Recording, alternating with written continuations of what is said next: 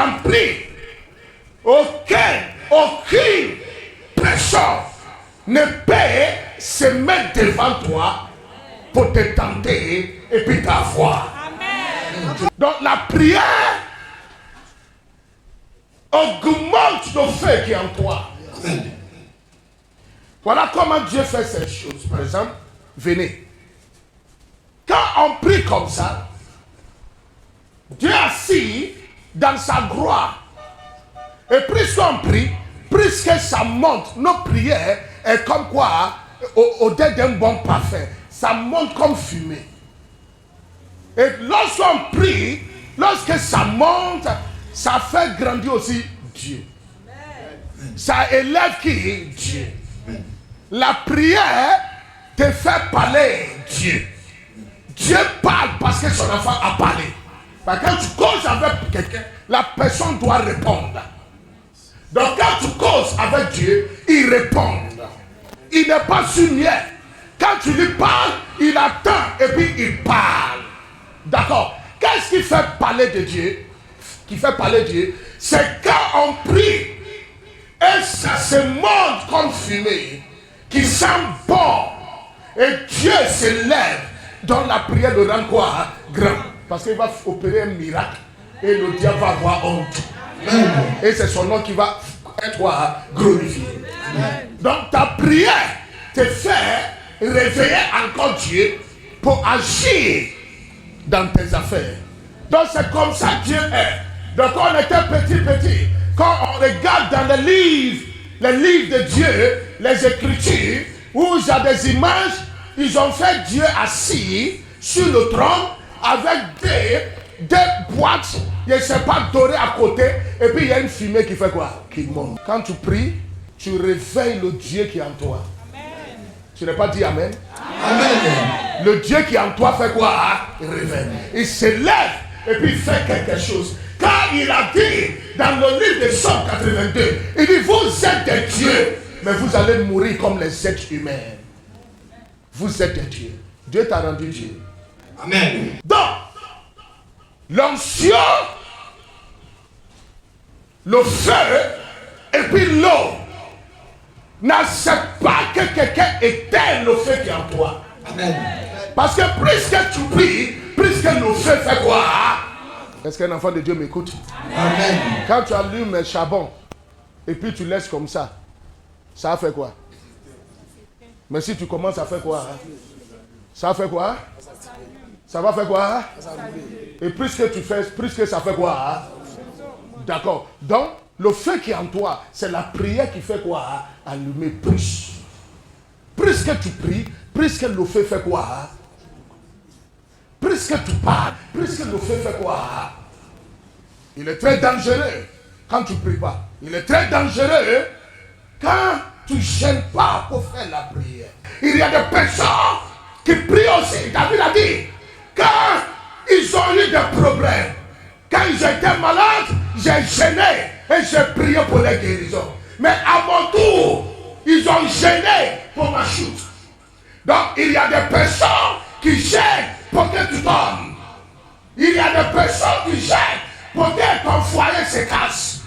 Il y a des personnes qui gênent pour ne pas que tu traverses tes situations pour aller de l'autre côté de la gloire. Il y a des personnes qui prient pour que toujours tu tombes malade. Il y a des personnes qui prient pour ne pas que ton ministère avance. Il y a des personnes qui posent des questions. Qu'est-ce que je dois? Qu'est-ce qui se passe chez Tigrat? Qu'est-ce qui se passe chez les autres? Qu'est-ce qui se passe chez telle personne? Ce qui veut attendre dans leur oreille, il faut qu'ils attendent que tu es tombé. Et ils vont réagir. Il veut attendre que le ministère de Tigrat est jeté. On l'a chassé. C'est tout ce qu'il veut attendre. Il veut attendre que Tigrat va plus se marier. C'est ce qu'il veut attendre. Ce côté, ça me prête. Il ne faut pas dire j'ai échoué. On ne force pas le mariage. Il faut quitter là-bas. Ils n'ont pas échoué. Il veut attendre. Tigrat est hospitalisé. Ça ne peut pas aller. Il veut atteint du grand est devenu mendiant. Mais ce qu'ils sont en train de penser, parfois, quand tu vois Jésus, il va sur le désert. Il assit toujours dans le désert. Tu sais pourquoi le désert? Jésus a choisi d'aller là-bas. Parce que dans le désert, il y a ce qu'on appelle la frustration. Il y a ce qu'on appelle la faim. Il n'y a pas mangé là-bas pour te séduire. Toi, tu manges comme porc là. Et quand on te dit de gêner, tu gênes à côté de Galba. On dit de gêner, tu es à côté de ton frigo. Et pendant que je parle, il y a tequila, tekiki, il y a jambon, il y a tous les trucs dedans. Comment tu vas gêner si tu ne quittes pas? Donc ça veut dire que tu gênes, tu es assis à côté des frigos, et puis le frigo l'a dit, ouvre-moi. Tu lui demandes, il y a quoi? Il dit, tekiki est là. Aujourd'hui, tu ne m'as pas bu. Dimanche, tu m'as bu. Moi, je dis, il faut me boire. Et puis, tu lui dis, non, aujourd'hui, je suis monté sur la montagne. Quelqu'un assis au salon, il dit, il est sur montagne. Tequila va te dire, tout le monde, c'est juste à côté de moi, il faut me prendre, tu vas boire. Alléluia. On dit Amen, David là. Amen. Il faut regarder. Comment tu peux gêner? Donc, Jésus choisit un endroit où il n'y a pas toutes ces commodités là. Et puis, il se cache là. Pas pour se punir lui maintenant.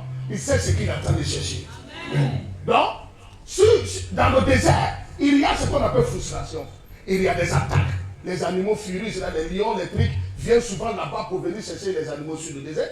Et il y a des personnes, il n'y a pas manger, il n'y a pas l'eau, il y a tout ce qui est amertume. Donc, on va dans le désert pour aller apprendre comment vivre. Si tu arrives à dominer dans le désert, tu vas dominer dans la vie. Amen. Parce que le désert t'enseigne. Il t'enseigne comment vivre s'il n'y a pas de nourriture. Il t'enseigne comment vivre s'il n'y a pas d'eau. Il t'enseigne comment vivre s'il n'y a pas d'abri. Il t'enseigne comment faire combat s'il y a danger. Amen. Il t'enseigne comment endurer la douleur. Parce que dans le désert, il y a des scorpions, il y a des serpents qui se cachent, qui ont même peau comme le sable, qui te piquent. La douleur monte, ça descend, ça monte, ça descend, ça te fait mal. Donc, il te montre l'amertume. Donc, quand tu sors dans le désert et tu viens en vie, tu vois toutes choses petites devant toi. Amen. Le prix grand, tu l'as dominé, ce n'est pas petit là qui va te fatiguer. Manger ne va plus rien te dire. Il y a manger, mais tu n'as pas envie de manger. Il y a l'eau, tu n'as pas envie de boire. Il y a temps, tu n'as pas envie de toucher.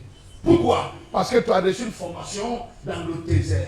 Dans la vie de chacun, lorsque tu pries, tu passes au moment de désert. Tu rencontres des situations, ne dis pas que tu as abandonné. Jésus est parti dans le désert. David était dans le désert. Tous les grands tombent dans la Bible va commencer dans le désert. La formation se trouve dans le désert. Ma formation était faite dans le désert. C'est pourquoi quand je dis certaines choses, quand je fais des choses, certains pasteurs ne comprennent pas. On n'est pas dans la même dimension. Amen. Écoutez, mon père, je ne vous souviens pas, mais il y a des choses que j'ai fait, il ne peut pas le faire. Ne dites pas que je suis plus fort que lui, non. Ça dépend de la connaissance, ce que j'ai reçu. Donc parfois, il y a mes soeurs même qui disent, je ne sais pas pourquoi même tu es le fils de vous souviens pas. Parce que quand ils me voient, ils savent ce qu'il y a à moi. Le désert, la prière t'amène dans le désert. Donc un homme de Dieu qui est facile à voir n'a jamais traversé le désert. Un homme de Dieu qui a traversé le désert est discipliné. Il connaît ce qu'on appelle petit lot là. Je bois ça un peu pendant 40 jours. Il ne boit pas beau, non. Il boit ça un peu parce qu'il sait que dans le désert, il n'y a pas quoi. Donc ce qui est dans sa main, doucement. Donc un homme de Dieu qui a passé dans le désert connaît ce qu'on appelle, il est le professeur d'économie. Et c'est un conservateur.